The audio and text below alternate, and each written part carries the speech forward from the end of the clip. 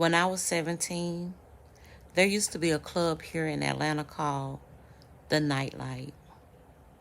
And every Thursday night, me and some of the girls from my neighborhood would go to the Nightlight. We were way too young to be up in this club, but it was the place to be on a Thursday night, and we wanted to be there. And of course, all the neighborhood dudes from 2nd Avenue all the way to Stone Mountain, all the way to Bankhead would be in the Nightlight. It was the place to be. Why not? On a Thursday night. And some of the guys from my neighborhood was in there. And I used to date this one guy. We're going to call him Mikey. While in the club, one of my homegirls asked me if I wanted to go ride with her and this guy she didn't want to be alone with. So I was like, nah, tonight I think I'm gonna go and hang out with Mikey. He's asking me if I wanted to go back to his house with him. And I think I'm gonna go back to his house. So when the club closed, I got into the car with Mikey and we ended up going to the Waffle House. When we were halfway at the Waffle House, Mikey was saying that someone had been following us from the club. So we pulled up in Waffle House. He told me to get out the car and go on inside the Waffle House, and he would follow me in. He wanted to see what the hell was going on with this car. So when I got out the car to go inside the Waffle House, the car that was following us pulled off. Was I afraid? Hell yeah. I knew I was living on the wild side. But I also felt like Mikey would protect me any means necessary. So I felt like I was protected. I was a dumbass. I know I was. But hey, you live and you learn. So when I got inside the Waffle House, Mikey came inside and he said, "We're not eating here. Let's go." So we got back in the car and we pulled off. That night, we lived to see another day. So when Saturday night hit, it was going down again. Me and my homegirls, we ended up at Jelly Bean, and we knew we was going to have a real good time at the skating rink. Jelly Beans was the premier skating rink for all teenagers in Atlanta during this time. So, of course, we're going to see everybody from Stone Mountain to Bankhead down to the Jelly Bean. We had fun on a Saturday night. Me and my homegirls, we were going around that skating rink having a great time.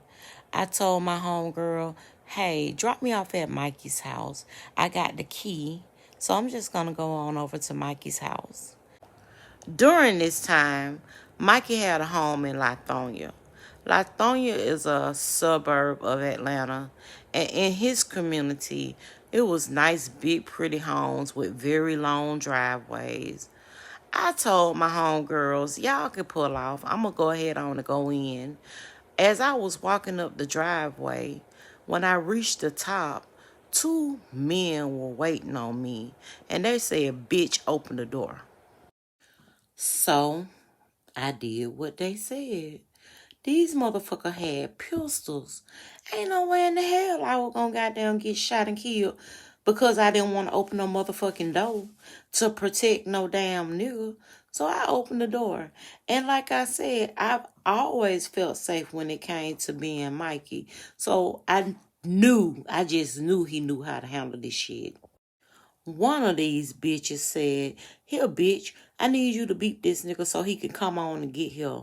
We want the damn money. So I know you got a code. So go ahead and beat this motherfucker so he can come on. So I beat them shit. I'm not gonna damn die. I beat Mikey and I put in the code 4200 behind the number to let him know that I was there. Mikey ended up calling right away. He wanted to let me know that he was on his way. So I was like, hey babes, I'm here. I want you to come on because You know I don't like being here by myself. So me and these two bitches, we sat and waited for Mikey. Now, they had already known that we had a code for when I beeped him. But what they didn't realize is that we had code pet names too. Me calling him babe, he knew was some fuck shit. He called me Dab, I called him Dan. I'll say about 20 minutes later, Mikey ended up coming and opening the door. And when he opened the door, both of them bum rushed him and jumped on him. One of these guys ended up hitting Mikey over the head with a pistol. And he was like, bitch, get up. So Mikey was acting like he was stunned. I was stunned like a motherfucker because I didn't know what the plan was. But they ended up making us sit on the sofa.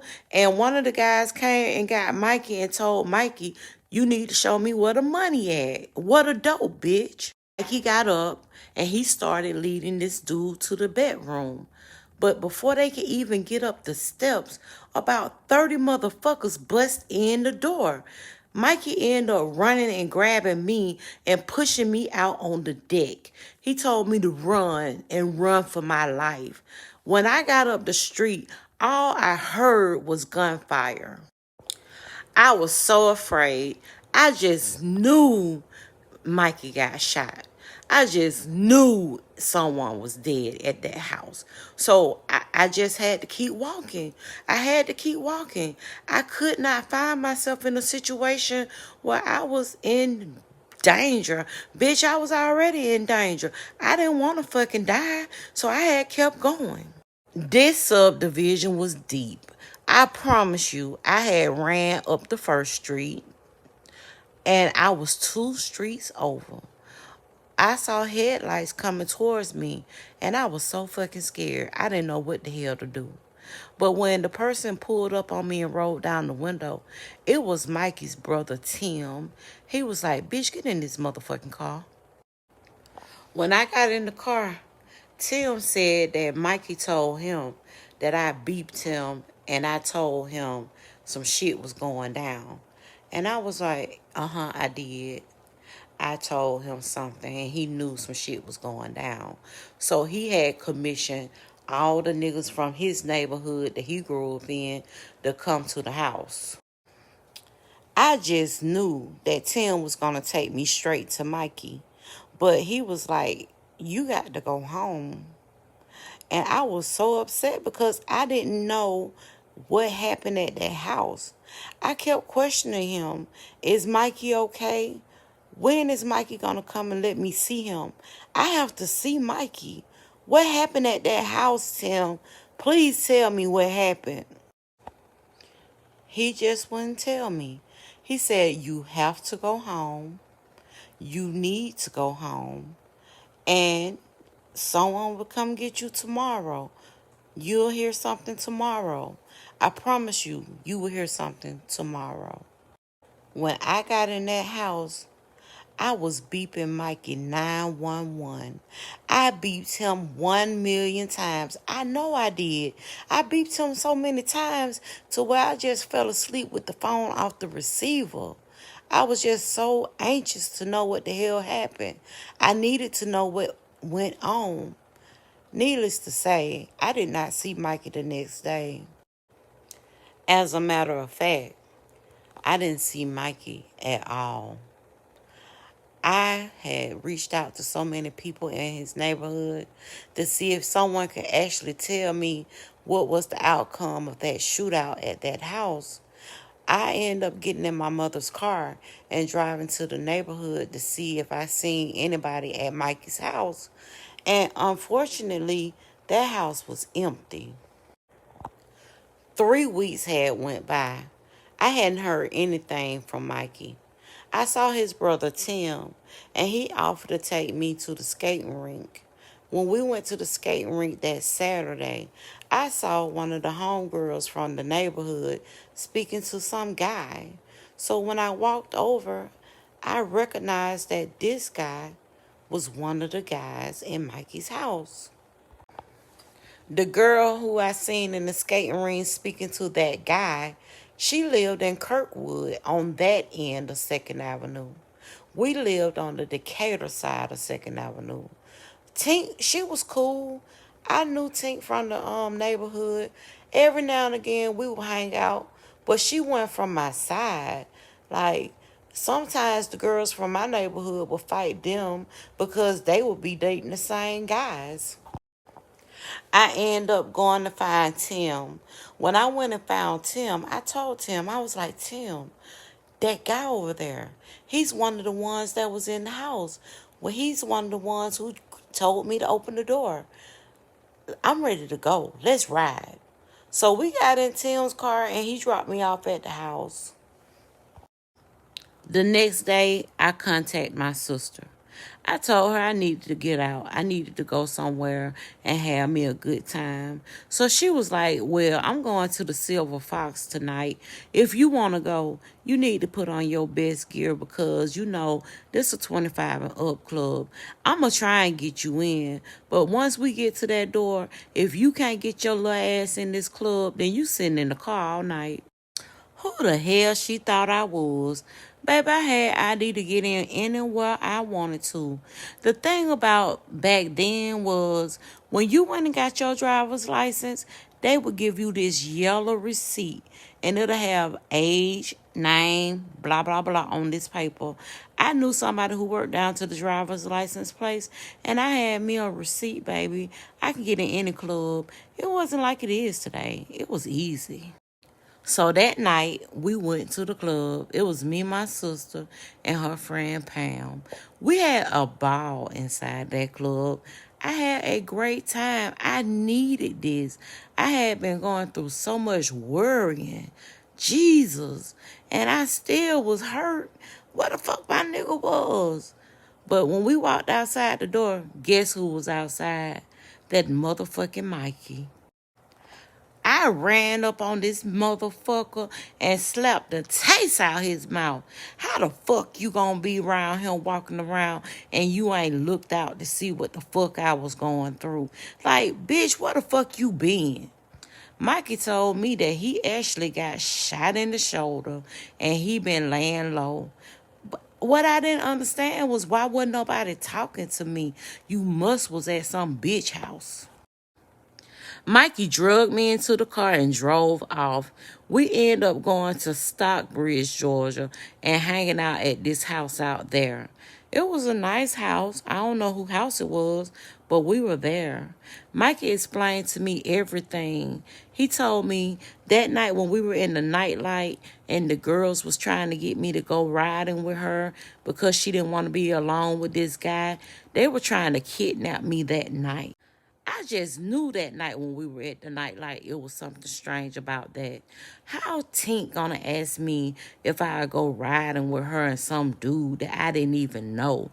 I knew these bitches were flawed, but I just couldn't even think that they would be that fucking damn grimy. See, these grimy hoes, I'm telling you. I really didn't know Tink all that well. So for her to even try that, she could have probably been successful. But the thing was, I didn't understand why would she ask me to go riding with her. See, I'm one of those people. If you're not within my friend group, I really don't trust you. I got to get to know what the fuck is going on. Mikey and I went over the situation all the way up to the event where he ended up being shot in the shoulder. We knew each other and we knew how to handle these type of situations simply because we knew the type of life that we was living. I'm not saying that I was a smart girl, and I knew what the hell I was dealing with, but I was just leading a fast life. Me and Mikey end up being together up until the age of 36. Me and Mikey are still good friends to this day. On my birthday, Mikey will be calling to take me out to lunch, and it is what it is. Now, you might be asking, why in the hell is she telling us this story? I guess so that I can share it with somebody who's, younger than me, who may be going through the same things. Girl, you better put your life before you do all this other bullshit. I made it out alive, but I could have been dead several times. I'm just saying.